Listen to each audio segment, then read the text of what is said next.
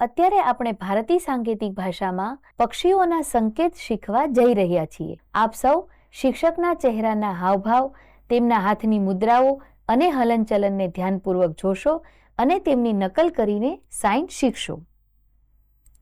પક્ષીઓ: કાગડો,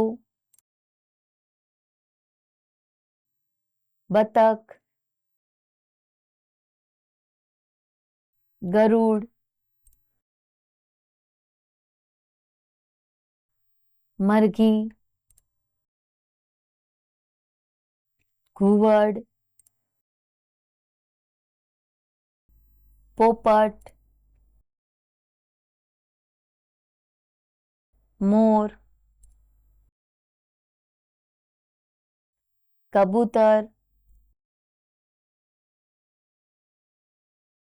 ચકલી.